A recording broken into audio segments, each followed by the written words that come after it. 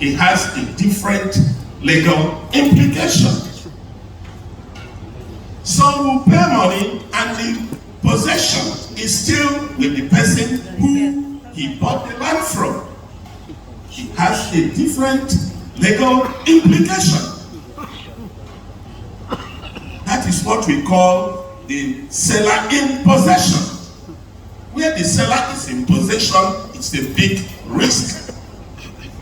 When the buyer who has not paid the full amount is in possession, it's another risk. So before one starts to look into the real estate, you must know how you want to cover all these fields.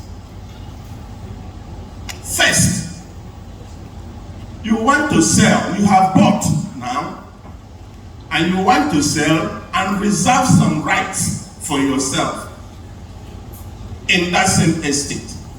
But know it that there are two sales you may make, a sublease or absolute transfer. If you do an absolute transfer, you have no interest left. And therefore, even if you have a 48-page covenant,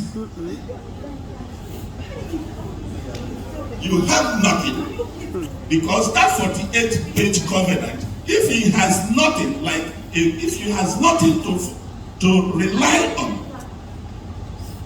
what we call the reversionary interest, because covenants work with something on ground. There must be a dominant land and a benefited land. So also, there is what we call easement. Easement and covenants are ways of preserving rights which you ought not to have, but on somebody else's land. Right to pass your wire through somebody's land, that's an easement. But right to tell somebody you cannot assign unless you have taken my permission, that is the covenant. And these covenants have positive and negative covenants.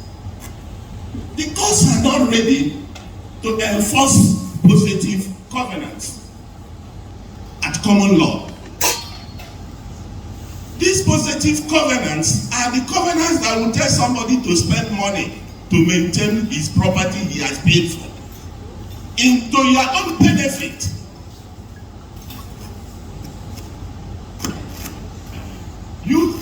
The courts are not ready to enforce such covenants, except there are certain conditions which you must meet for it to be enforced or for it to even pass.